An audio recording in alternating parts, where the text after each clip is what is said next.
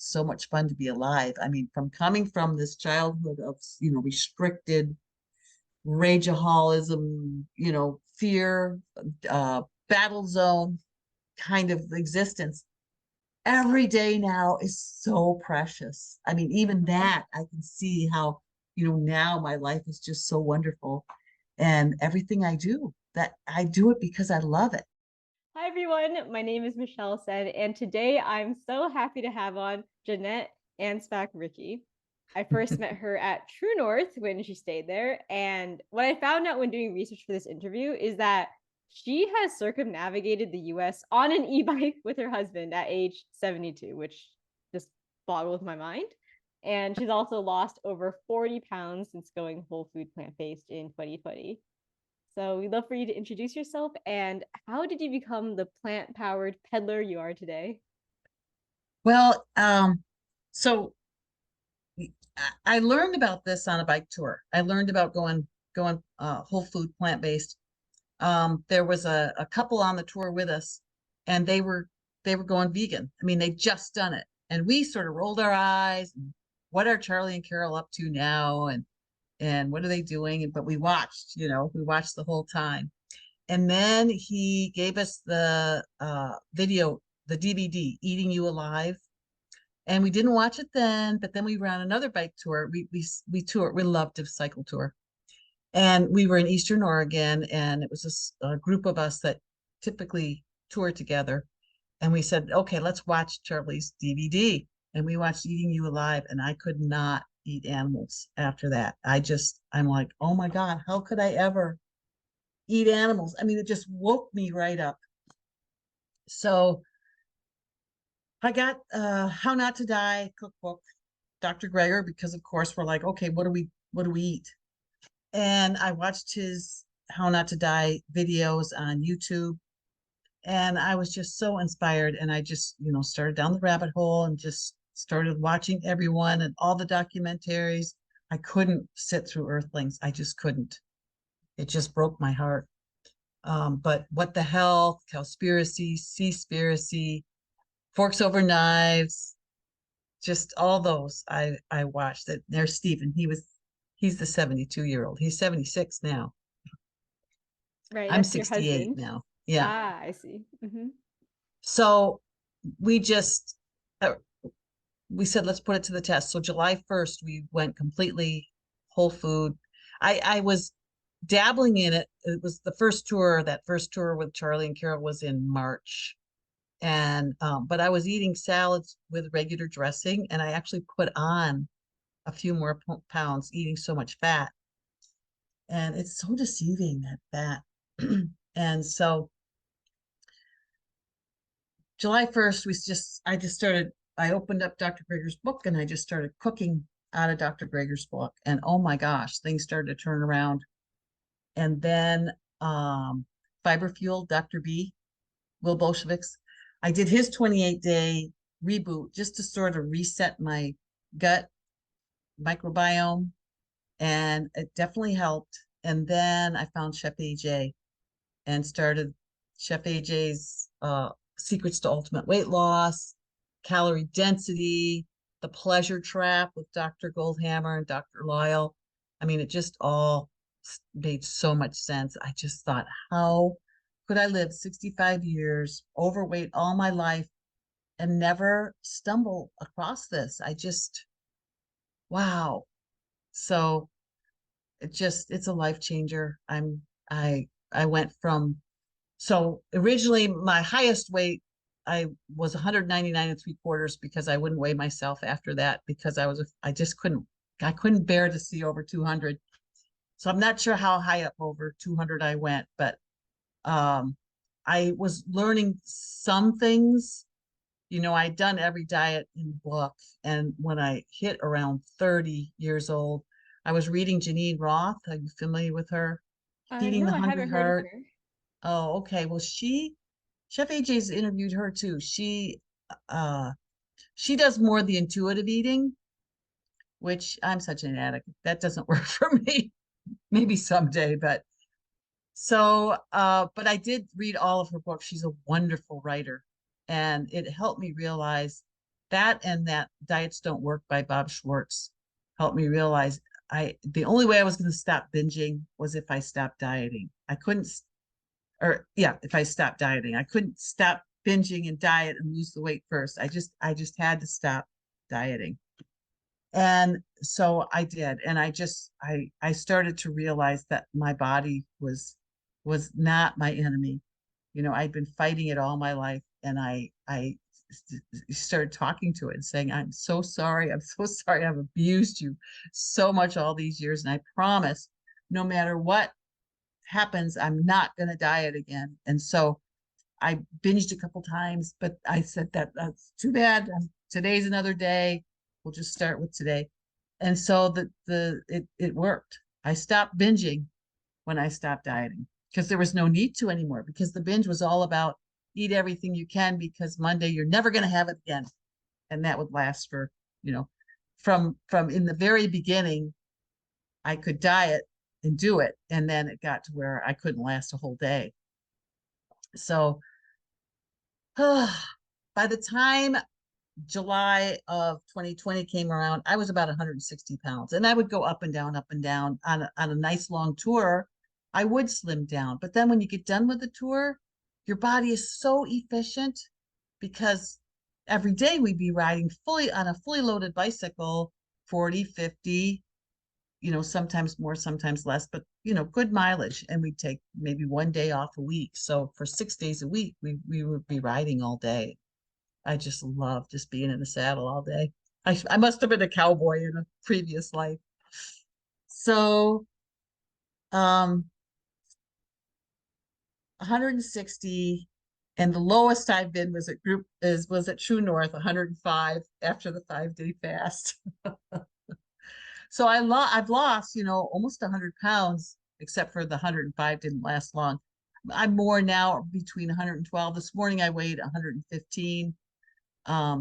So it goes up and down a couple of pounds, but wow. And I've never been able to maintain my weight, and I've been maintaining this weight. It took me, I think it was 18 weeks to get down to, below 120. And that was December of 2021. Because yeah, 2020 and then 20, yeah, Oh, wow. And how do yeah. you feel cycling, having lost so much weight? Does it feel any different? Do you feel like you recover faster? Well, yeah, I mean, it's so different. That I'll tell you, the thing is, I'm cold because I don't have any fat on me anymore. So I wear all these layers. And in fact, that's why I was asking you yesterday about the celery juice, because I feel like I'm a little bit hypersensitive to cold, and that my hair, I don't have hair, so I'm just wondering. And the TSH is a little bit higher in my estimation. 3.5, I think, is higher than needs to be for the TSH. So I'm I'm gonna see if maybe doing some things might help with the feeling cold all the time. But I love riding. I suffer from, what is it called? Body dysmorphia. Oh, yeah. So you So like, I mean, yeah, I mean, I know I'm littler. I'm wearing littler clothes. hmm Um, I look in the mirror and I go, oh my gosh, that's me. And it's been 3 years now. So, but after 65, I'm patient. I just Right now I'm running on the treadmill, which I always, every winter I would run on the treadmill to condition, because it gets cold and dark here in the Northwest.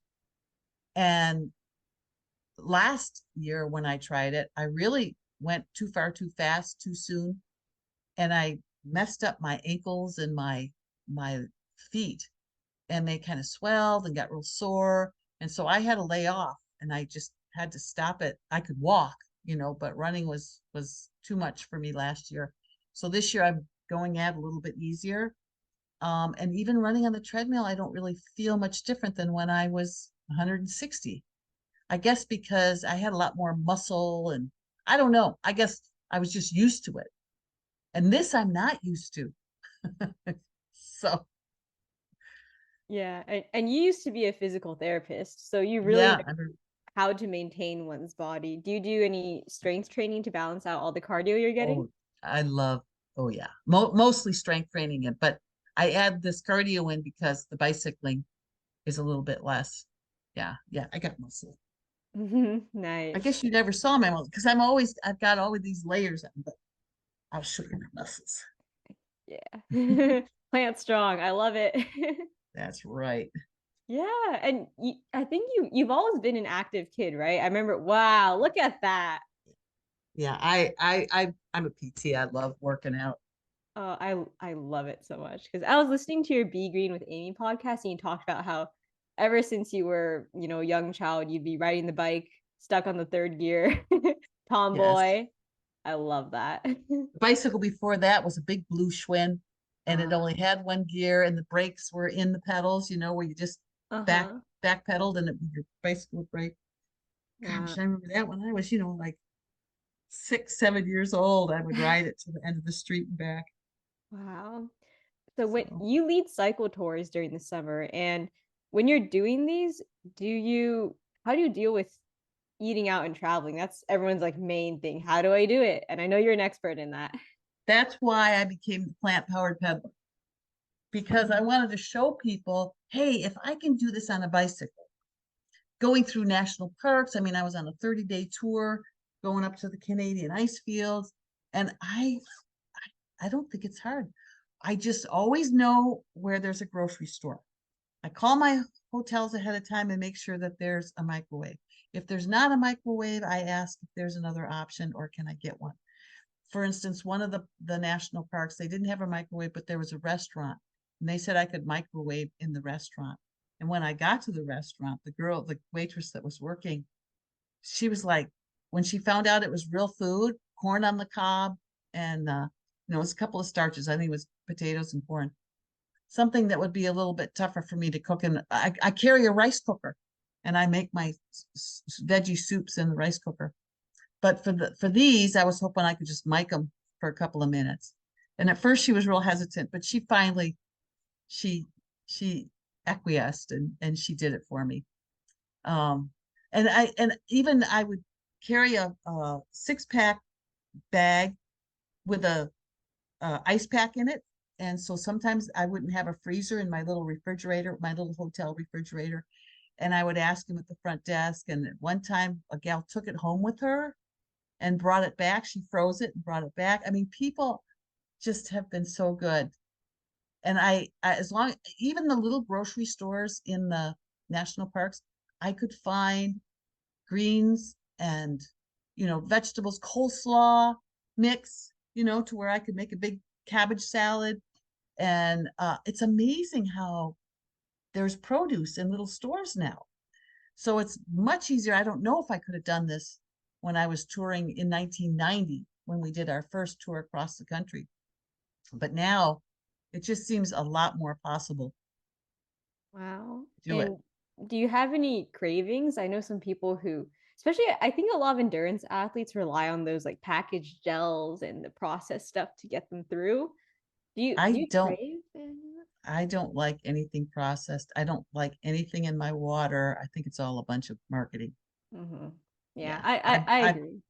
Yeah, I've never had to have any of it. I mean, on the road, it's a lot of raw food, really, right now. I mean, I can always make a salad out of vegetables and fruit, and Mhm. and it's pretty significant. And my dressing can be, squeezed lime and lemon and orange. I mean, they make a dressing, mango, Mm. so So they're easy peasy. is your diet mainly raw right now and your main carbs are fruit? You know what? Right now, and also I've been doing. I did Lissa and Nate's, the raw food romance couple. Hmm. I want to do. I tried raw a couple Decembers ago. I guess it was a year ago December, and one of my girlfriends was having autoimmune issues, and I said, "Well, let's go raw. Let's see if it makes any difference." And so she lasted about a week, week and a half, and I went 6 weeks because it was December, January, and at the time she was littler than me and she was freezing. And but I just resonated with it. So then in July, Jennifer and I decided to try it. Because there was a 30-day, I found it in one of my bundles, Lissa's Mhm. 30-day raw, and it was June, it was warmer, and she has her issues, that she's dealing with.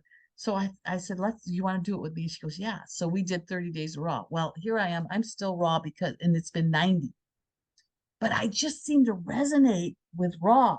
And because I'm doing it longer, I've been incorporating the fats, the avocado and the nuts because I'm not eating the starches. And so I don't know if that's why I'm a couple pounds more. But I'm just experimenting, as Dr. Lyle would say. That's So cool. and now I've been reading about this fellow medical medium. Yep. Yeah. And so I'm exploring this idea of the celery juice. And I drank some today and I had a little bit yesterday.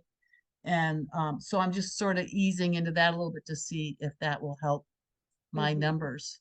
And I don't Mm. know how important the numbers are. I really need to touch base with Dr. Varesh and see what she thinks. I know Dr. Goldhammer went raw at one time and he got too skinny and he Right. decided it wasn't the best thing to do. And I don't plan on doing it forever, but Mhm. it's the next best thing to fasting for right now. Although I'm going to do a 36-hour fast. Every month since True North, I just sort of crave a fast, more than the 12 hours. And so Stephen and I have been doing one a month, like every 4 weeks. We're like, it's time, let's do it, you know. So we go from tonight after dinner all day tomorrow, and then Sunday morning when it's 36 hours later, anytime after that we go. We return to eating, and tomorrow we just relax, take it Mm. easy, which is also really wonderful. Oh, that's nice. And how Yeah. does it feel to do that short fast and come out of it? How does your body I, feel?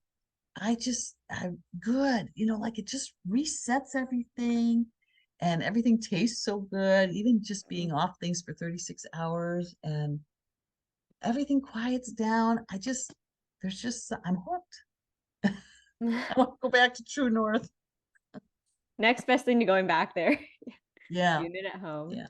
Yeah. Yeah. Mm, And that's it's so wonderful. nice that Steven does it with me. I just love it. Yeah, absolutely. And is he Yeah. fully on board with the diet too? He is, but he eats more substantially. Mhm. He needs more. So he does more for breakfast. He has this beautiful bowl of oatmeal with all kinds of fruit in Mhm. it, or oat groats. I make him Mhm. oat groats. I make him a big batch of oat groats, and Mhm. he eats it all. And I make all his plant milk. He likes soy milk and oat groat milk, half and half. So I make him his milk. And then he likes to make these beautiful soups in the Instant Pot. He's got lentil soup, lima bean soup, Sandra's chili from Prevent and Reverse Heart Disease. So he makes those and he eats off them all week. And at lunch, I make him tofu. I'll bake him some tofu in the Breville and brown rice. I make him big batches of brown rice and veggies. So he's completely plant-based. He wasn't going to do it with me when I first started. He said, "You go on ahead." But then I started cooking Dr. Greger's recipes in his cookbook, and they're good Mhm. recipes. And he would taste them, he'd take a helping and then another helping, and then like within the first week, he said, "I don't mind eating this way. I'll eat this way." And then his cholesterol dropped 80 points the first time he had it retested, and he was sold. He said, "This is great. I'm I'm I'm sold." We put it to the test and it passed. You must be a really good cook to But convert somebody that way. but they're just really good recipes. And Michelle, I didn't really cook that much. I was always working. I was a physical therapy instructor. And so traveling all over the country, I didn't have any energy. And Stephen really did all the cooking. Mm. But cooking this way without any fat, without any oil, it's so easy. And I just I thought this is a game changer. And that's why I started making things online to show people, again, if I want to do it, and I didn't really enjoy cooking, I wouldn't mind being in the kitchen if he was there with me, but it wasn't really a passion. But now it is. I just Mm, love it. And I've got my 3 instant pots, the 3 quart, the 6 quart, and the 8 quart. I've mhm. got the Nutri-Milk for making his milk. I've got the food processor. Now I'm looking at a possible juicer. I mean, Ooh. I'm just this is it for me. This is what the way I will eat now for the rest of my life. I love Oh, that's beautiful. And it. so on your YouTube channel, you're demoing recipes, correct? Right now, I mean, when I'm touring, I'm doing tours, and I'll do Instagram too. I'll do the reels and the Mm-hmm. stories on Instagram just to show people what we're doing, what I'm eating. And I keep journals on, like there's a bicycle tour journal, Crazy Guy on a Bike, Mm-hmm. and I'll post journals in there. And yeah, on YouTube, if I'm not in a touring cycle, I'll do things like Chef AJ's Reboot, and we'll just go over the recipes with that. Lissa and Nate's recipes we've been doing the last month. Jennifer and I started making the wraps and the tacos that Mm. Lissa makes. So we were showing people how to do that. It's just so simple. Here, give it a Mm-hmm. try. Just trying to encourage people to eat healthy, more plants. Absolutely. And by Jennifer, you mean Jennifer Diamond, who also has recently started up on YouTube. And I've seen both you and her demo together, which is so Yeah. lovely. Did you both meet like through the True North group or? Well, actually, we met through Chef AJ and Chef AJ's Feel Fabulous Over 40. Mhm. And then we all got together at the Sacramento all day with Goldhammer and Lyle. Were you there at the The Live Your Best Sacramento? Life conference? Yeah, Yeah, but last not year. this. Oh, I didn't go this year. No. Yeah, That, yeah. the year before. Yes, I was That's there. when we went. Yeah, Yeah. yeah. So we were there. We were right in the front row. Oh my gosh. Okay. Well, we're gonna all have to see each other at the NHA conference. Like I Definitely. not 100% sure if I'll go to that, but I'm gonna try my best. I already registered for it. In fact, Steve and I were talking about there's a tour at the beginning of next June, and Hmm. it ends in Eugene, and we were going to just keep on going because that's the Trans-American bike ride. We can Mm. we can hook into it from Eugene. And then I realized, oh, I'm going to Cleveland at the end of June.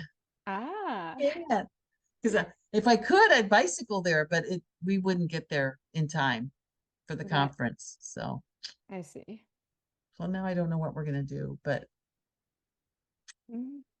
yeah. Yeah. I spent a month in Australia. Uh-huh. And that's where I started the YouTubes because I finally had a minute to do it because Stephen actually attended a retreat there.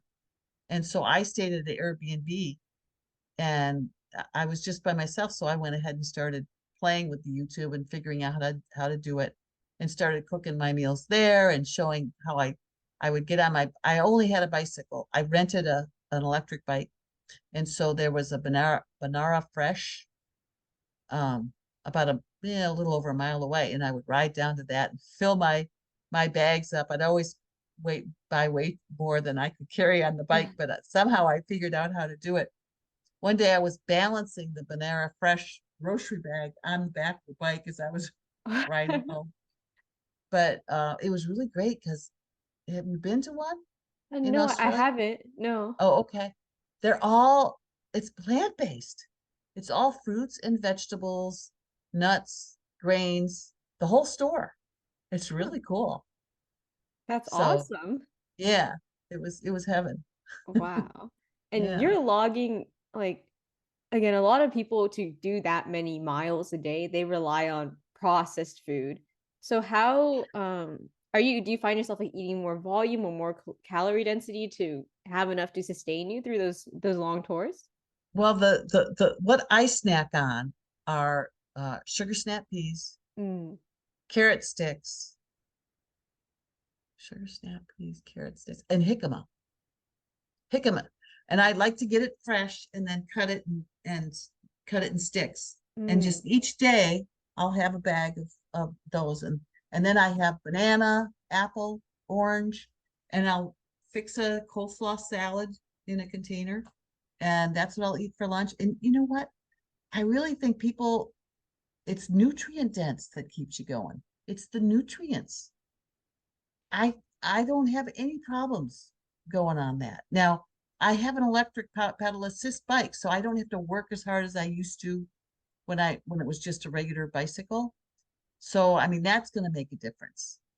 But at 68 years old, I think it's plenty of exercise for me.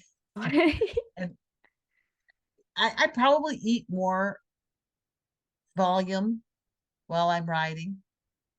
Um, but I don't know.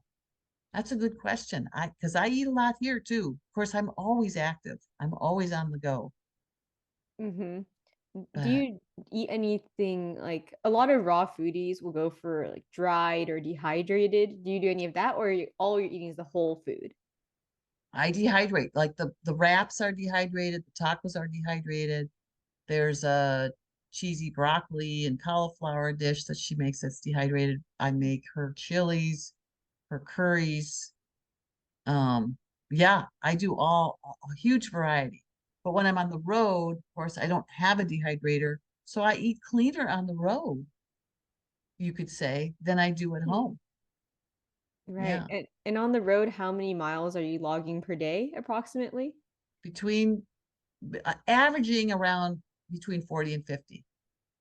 We can sometimes you have to do as much as, 80 just because that's where the next place is. But sometimes you can do as little as 30. So, but it's pretty good mileage, and there's lots of climbing. And that trip we did up to the Canadian ice fields, that was, Mm-hmm. we were in the Canadian, what do you call that up there? I mean, it's a big national park up there. Banff, I think it's Banff. Oh, Banff Banff National. and Jasper. Did you go there? Yeah, yeah, So yeah. beautiful. I've been there Oh before too. man. It's so Ah, the country is just so gorgeous. I mean, people ask me, well, what was your favorite state? The one we were in. Any place we are, every state has got its own beauty. And I that's why we've done the Pacific Coast. Oh, gorgeous ride 3 times. We've done that one. We've gone the southern, there's 3 routes across the United States. Actually, there's more now, but the 3 basic were the southern, the middle, and the north. And we've done the southern a couple of times and a couple of northern routes. But the middle route we've only done once. So I said, oh, and we did them all on regular bicycle. Well, then we got these e-bikes and we're like, we got to do all the same tours on our e-bikes because we got to experience what it's like on the e-bike. And it really has been fun. So we awesome. need to do the middle one on e-bikes. That's incredible. I think, I've always wanted to get more into biking, except everybody I know who bikes has got into like an accident, like dislocated Oh, shoulder or broken oh. collarbone. That is the part which scares me. I know I Are used to they bike. doing Mhm. are they doing off-road biking to No, they're always like, oh, this car ran me off the road, or just they're probably just biking in not good places then, because it sounds like yeah. you've been unscathed. Well, actually, a couple of years ago I was riding in the rain Mm. and I don't remember what happened, but the only thing I remember is turning onto this road where I knew there was a big hill. And apparently I flew off the bike and I fractured my pelvis in 3 places and gave myself Oh. a head injury and a blunt chest injury and a broken nose. But I'm a PT. Within 4 weeks, I was back on the bike. I was on the trainer on the front deck, and I was back riding regular rides within, I would say, 6 or 7 weeks. I love So yeah, I mean, yeah, it can happen. But I mean, that was the first big accident I had in a long time. And one before that is why I came out west and met Stephen and married Stephen. So I was thankful for that one. But I separated my shoulder in Ohio when I was working there and Mm. couldn't work. So I ended up resigning from my job and packing up my 2 cats and my bicycle and my tent and driving out west. Oh my gosh. Wait, you have to Yeah. tell me the story of meeting Steve. Like this is necessary. Okay. Well, so I was married at 19 and divorced by 23. And then nothing, I got myself into college and got my degree in physical therapy and, got down to business. The School of Hard Knocks was just what it is, Mhm. hard knocks. And I'd grown up with an alcoholic father. The first husband was an alcoholic. And so, I mean, I knew something wasn't quite right. And what happened is when I separated my shoulder in Dayton, Ohio, where I was working, I separated my shoulder. And I realized that when I was in a bookstore because the surgeon said, okay, you can't work for 3 weeks. And I thought, okay, what am I going to do with myself? Well, I'll read. And I saw this book in the bookstore, Women Who Love Too Much. Mm. And I thought, well, that's me. I was always living everybody else's life. Everybody come to me and talk to me. And, but I was terrified to do anything after childhood and first mistake and not a mistake, just steep learning curve. Mhm. Or maybe I hadn't learned. Mm. So anyways, I thought, oh, I'm like, I'm not buying that book. And then I thought, I better read that book. So I got the book and it was exactly what I needed to read. And it said, if you're the hero and you're always taking care of everybody else and not taking care of yourself, you need help because you're not going to it's too hard. You're not going to really see what you're doing. You need somebody who's going to okay. So when I got out west, because I realized that's really where I wanted to be was out west here. I looked up, I was already doing the 12-step adult children alcoholic. And so or no, I hadn't been doing it because I thought they were a bunch of whiners. I was doing Overeaters Anonymous, but I wasn't doing over but she suggested go there and find out who they're going to because 12-step meetings are a great start. They help us start to open up and realize, hey, you're not alone. But besides that, it's just a bunch of blind leading the blind as far as get better. You need somebody who knows what they're doing. And sure enough, kept hearing this name of this therapist. And so I went to her and she really made me mad. And I thought, ooh, this is good. This one won't let me get away with anything. This one's going to get me. Yeah. And so I was going to her in the fall through the winter. And then in the spring, Stephen joined the group. So, soon after we started meeting, she says, would you be willing to join a group? I want to start a group because you'll recreate some of your family dynamics with the group and you'll be able to work on things more. And I thought, boy, that makes sense. Yeah. And it was true. I mean, it's interesting how, you'd be reacting to something and the therapist will say, who does that remind you of? What do you mean? But it makes you work and think about why am I reacting this way? Yeah. That the person next to me is not reacting this way, that kind of thing. Mhm. So anyways, he joined the group and I don't know if you know much about 12-step meetings, but a lot of times at 12-step meetings, after the meeting, y'all go out for coffee or something Mhm. and you visit. Well, so all of us were from 12-step groups going to this group. And we all had the same difficulty, knowing how to be honest, because when you're a kid in an alcoholic war zone, you don't dare be honest. You say exactly what it is they want you to say, or at least you try to figure it out. Mhm. So why was I saying that? Oh yeah. So we all were used to going out for coffee after our group. So we all started going out for coffee after these we were the groups with the ACOA group. So now we thought, oh, let's do it after this group. And so I got to know Stephen a little bit. Then when we first met each other, we were not what we would be attracted to. We would be like, if we were in a crowded room, we would never give anybody either one a second thought, which I realized later is like, well, maybe that's a good thing because the Mm. ones that do get my attention are more like my dad and my Yeah. first husband, toxic. Yeah. Yeah. So so by the fall of that same year, we decided it was going to be Halloween, and Mhm. the therapist was asking, what are you guys doing for Halloween? And Stephen didn't have anything to do, and I said, well, why don't you come with me? We'll go, we'll dress up, we'll Have a paint date. our faces, and yeah. And he says, okay. So we both kind of realized afterwards that, oh, this is kind of like a date, where we're going to a movie, we're going to have dinner.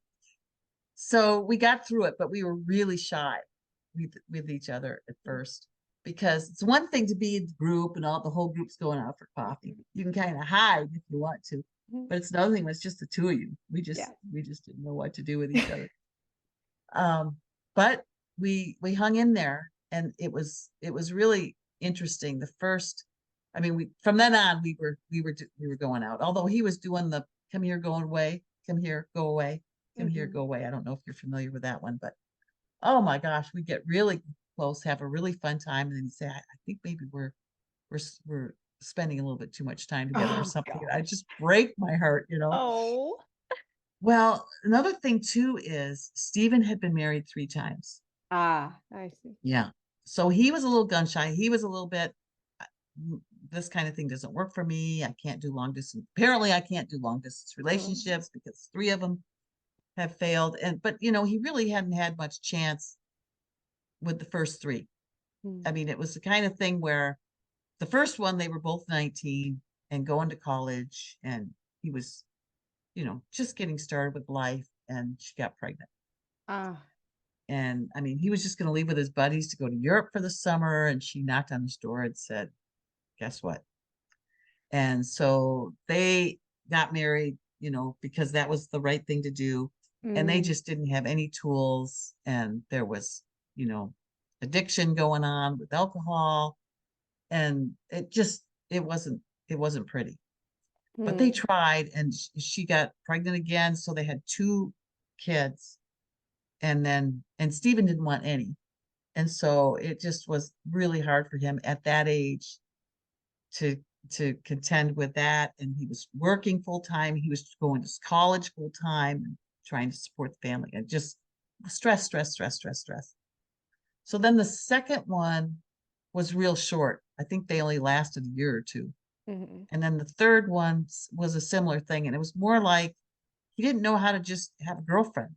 He just, Mm. he'd get to where he really liked somebody. And I guess he just thought, I better marry her. I don't know. I I don't know. see.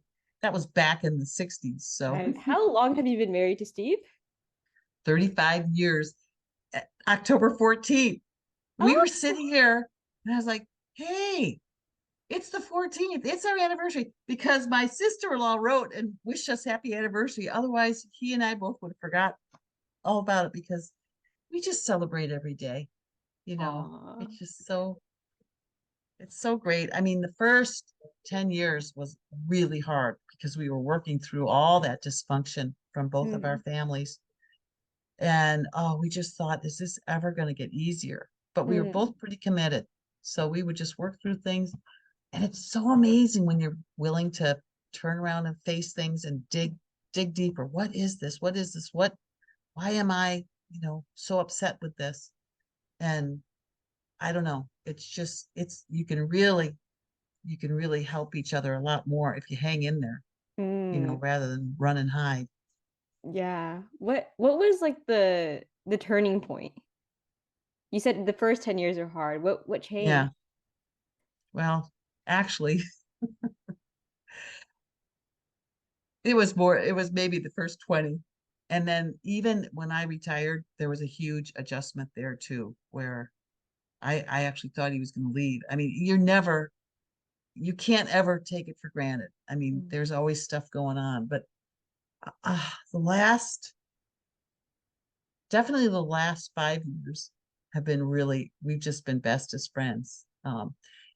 Before that, it just so sinus wave, really, really Mhm. close. And then what happened? We're so far apart, and just being willing to roll with that. The thing that I learned is just, I like being with myself. I think before I learned that, it was more, I liked being with him. I really like him. And so if he couldn't be with me, I was I was so lonesome. But it doesn't have to be that way. I need to be really good with me first. And then if he's there, great. And if he's not, I don't care. I'm doing my own thing. And I've developed. being close with a man helps you to learn, first of all, about the nonverbal language, which I think is very valuable. Being with a man from a different family, they have a whole different culture. And so it's either, no, I want you to be my culture, or I'm learning another culture. It's like being curious and open about all the different differences that you bring together. And for a while, we were sort of attached at the hip, codependent. Hmm. We're probably still codependent, but it's on a continuum. Hmm. And I think that we have learned how to be alone together. Does that make sense? Absolutely. Yeah. Yeah, I think you just hit on something so key, which is that we can't be in a functional relationship with somebody without loving ourselves first and then being yeah, able to receive their love. So thank you. That's really powerful what you shared. And I think gives a lot of people hope, especially if they're in a marriage which is rocky and they're like, when will this ever get better? yeah. Hmm. Yeah. And The I more happen, mhm, yeah. the more I develop my own interests, like this whole YouTube thing has been great because I do my own thing. And Steven, we bought this place. So we were intentionally homeless because of riding. We wanted to just tour all over the country, go over to Europe. And but after a few years, we're like, we're getting tired. Yep. And I had that accident. And then at the same time, so I fell on a Friday, went to the hospital, was released in 24 hours, came home, and then he went in that Monday for a prostate surgery Oh, yeah. and needed to be resting for a week. So two of our buddies, Emma and Dennis, came and helped us. They fed us, and they were plant-based whole foods. So they Emma knew how to cook for us. And now they have become a couple as a result of Mm, coming and taking care of us. So that's a cool story too. that's cute. Yeah. And so why was I saying all that? That he and I,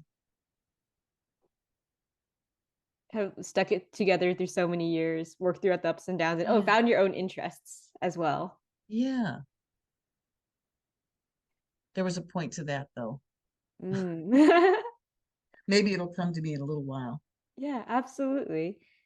Something you talked about on the Be Green with Amy podcast, which really stuck with me. I happen to be a therapist, mental health therapist in training, so that's why I think about this stuff. You talked about how you went to physical therapy school and then you started working in a rehab center, and then you became suicidally depressed because it was So just much tough. work. So Yes. yeah, and I just love to know because right now, like knowing you when I first met you, I'm just like, wow, you're just a ray of sunshine. You cycle so much, you have so much energy. Nobody could guess that you were ever in that super dark place. So, Yeah. how did you get yourself out of that and have a physical therapy career that you loved? Yeah. Well, I don't know as I love the teaching, but I wish I'd known Goldhammer.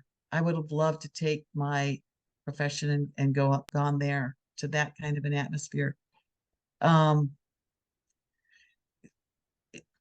the method that I do, it's really patient centered.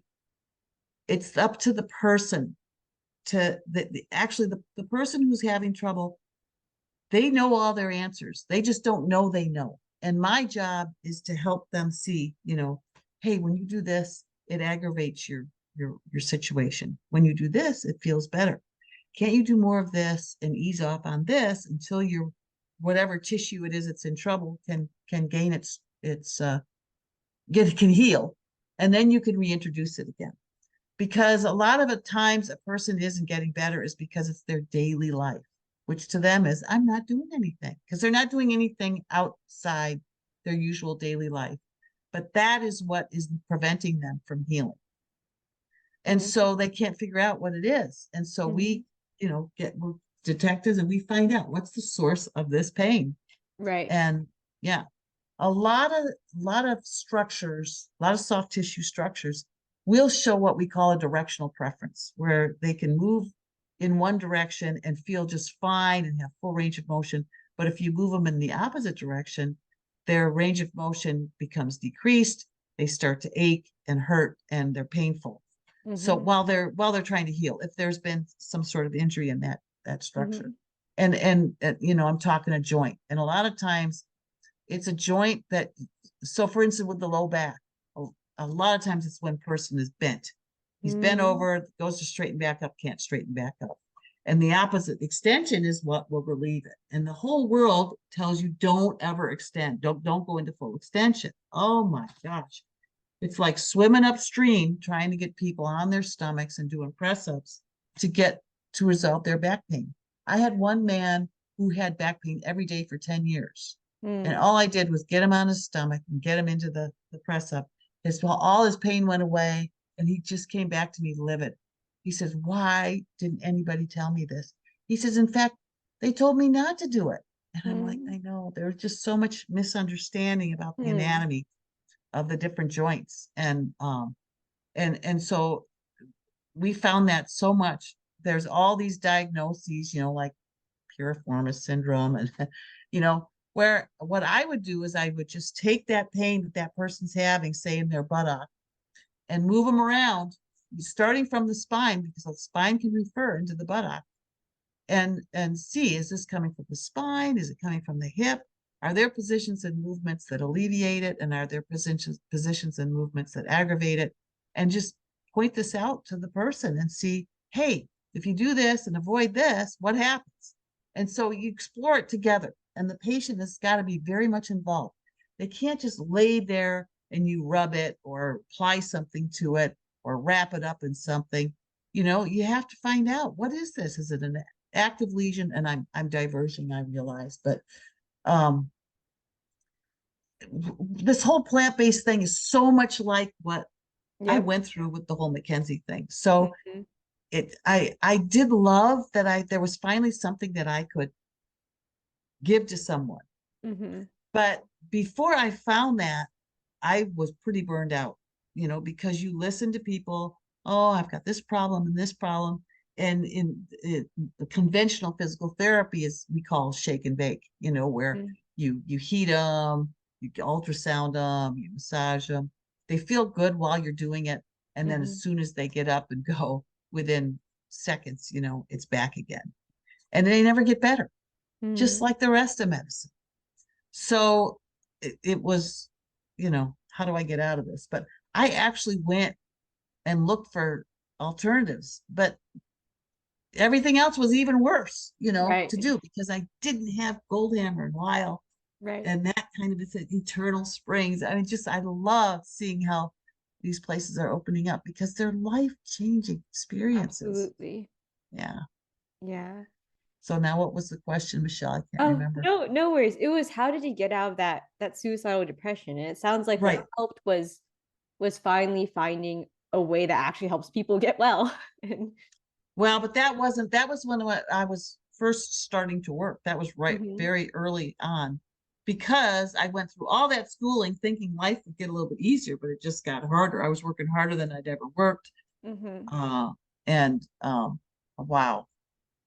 So I volunteered at a suicidal hotline. That's how I got out of it. mhm. And I was constantly looking. I mean, actually, it was a gift because it's what, do you know what Zazen is? Sitting Yes, Zazen.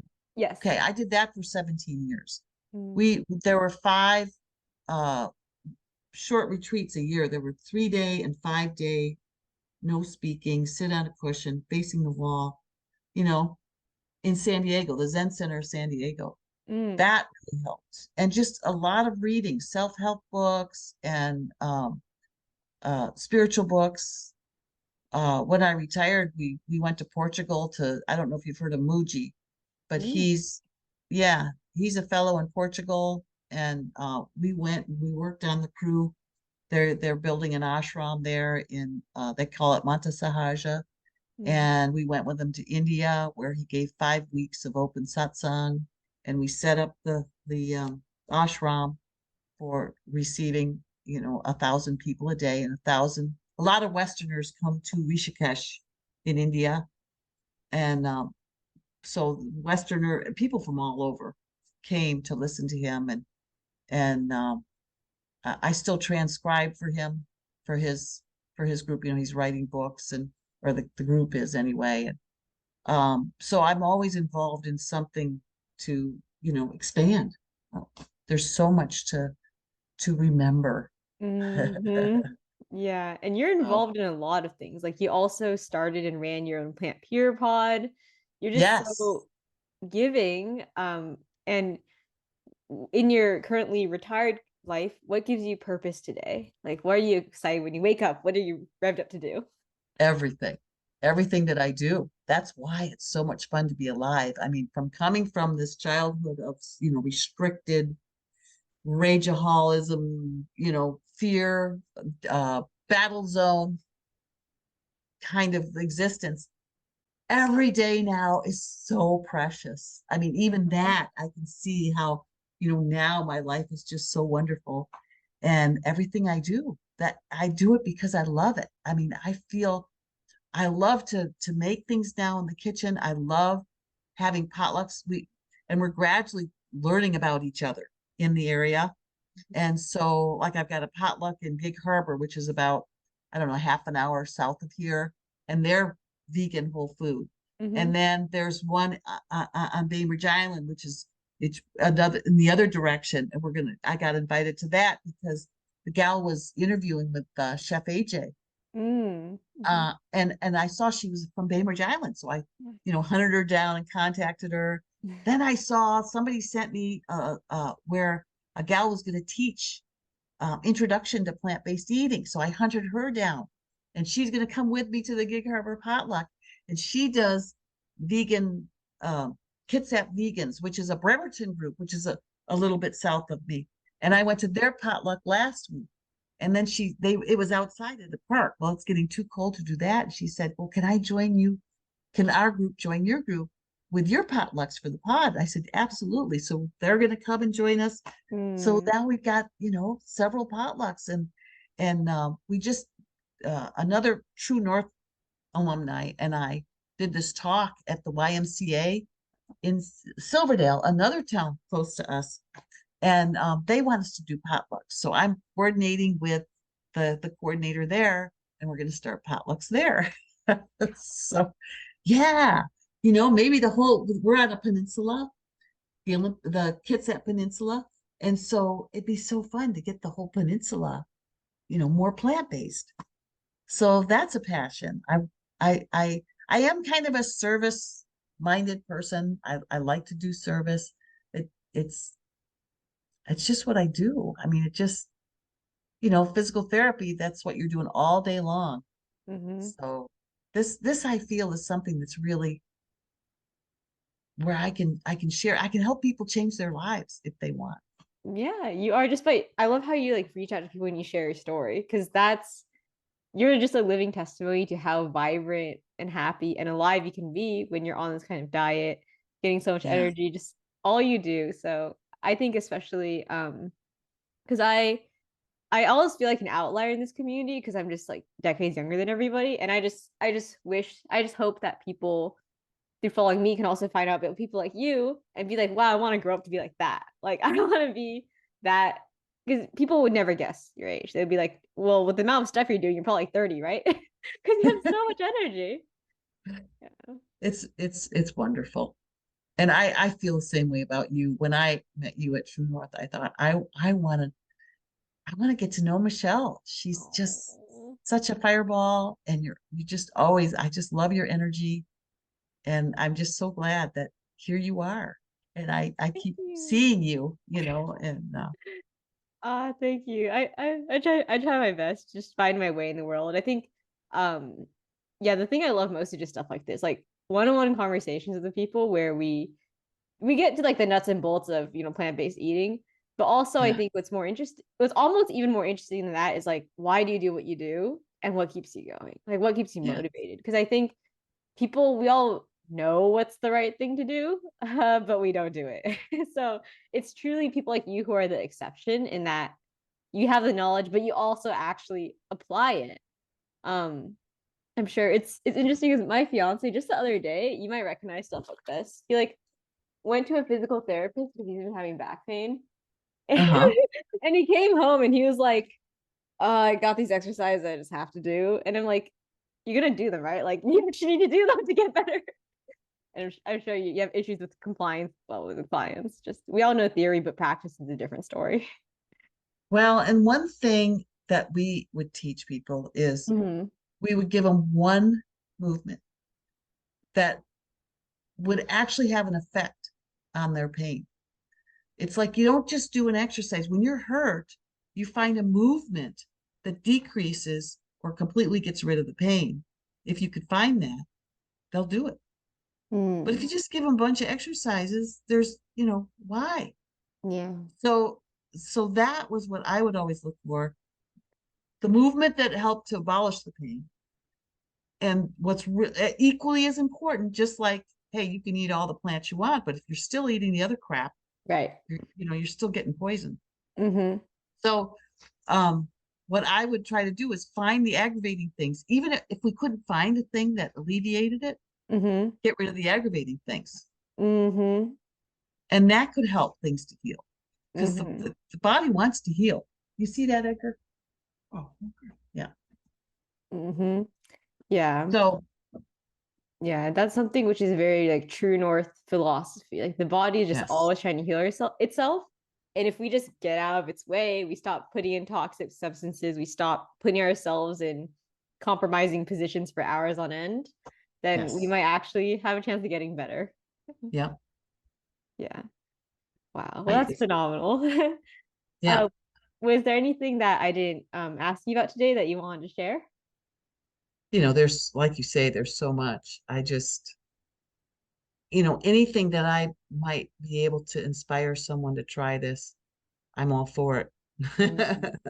I just want people to know it's such a game changer. And if people just put it to the test and then find out for yourself, don't believe me, but don't deny yourself this opportunity to be free. That's powerful. Thank you. Thank you so much for your time today. Just really appreciate it. And a lot of people of many different generations listening to your wisdom can come away with so much. Just know that you're like the head of the pack here, just cycling ahead, and we're all just trying to chase after you. So thank you for leading the way. Yeah, I forgot to show you my pictures, but maybe Oh we could. yeah. Yeah, feel free to share your screen so you can show us the before and the after. All right, let me bring it up here. Mm-hmm. Oh, So there I am in my full regalia look, there you are. this Yes. year. And there's a good picture of my loaded bicycle. Mm-hmm. Okay, here's me, the one on the left here. Yep. That I was probably around 185 pounds. Mm-hmm. That was that's when I was shortly left the first husband, and you could see I tried to eat my way out of the marriage. That was my dysfunction, was Mm-hmm. compulsive overeating. Mm. And then here's more. I'm the one on the left here, and Uh-huh. here's a sister, a brother, and my mama. And you can see Mm. we're all these big German stock Mm. people. And then this was when I was in Arizona, so I'm the Uh-huh. one in the flowery shirt here. Oh, pretty. Um, and these two back here, can you see my arrow? Yeah. Yeah, these two were the two that were vegan. Ah. And then this is Stephen and I. And I was about 160 there. Mm-hmm. And then this is after, you know, this was another trip, but this was Mm-hmm. when I was down to, more like 115. Mm-hmm. And the only other thing that I wanted to show was my Oh, those are really yummy looking food pics, by the way. So yeah, delicious. that's all the food that I did this for the reboot for Chef AJ, and it was just food that I demonstrated. So I took Mm-hmm. pictures from it. And Mm-hmm. then these are just all my links. Perfect. Perfect. Yeah, and everyone make sure to follow Janet on her YouTube or Instagram or Facebook. You just have Definitely. so much knowledge to share. Yeah. And I just love having people come on and chat and keep me company while I cook. Yeah, that's so fun. I'm like you, I'm not much of a cook, but honestly, going on this lifestyle because I have to make more for myself, I've, started to cook more. I'm like, wait, this is actually kind of enjoyable. Yeah. Yeah. Yeah. Crazy. All right. Okay. All right. Well, thank you again so very much. I will make sure to. I mean, for me, editing is literally just like, splicing the intro, blah blah, make a thumbnail. I'll probably pull a picture from your slideshow to put on Okay. thumbnail of you cycling. Um, and yeah, and oh, and if you want any texts to be included in the show description specifically, feel free to email that to me. I can just put on the links to all your stuff. Yeah, just the links, that would be fine. And just if Perfect. I welcome anybody to get in touch with me. I love it when people write me. Oh, So wonderful. Awesome. yeah. Well, have a fabulous, fabulous day. I'm just so happy technology enables us to talk to each other. And I will probably see you at the NHA conference. I'll try my best Okay. to get there. If not there, maybe True North, once you Yeah. and your fiance can come back to the States. Is that getting any closer to happening?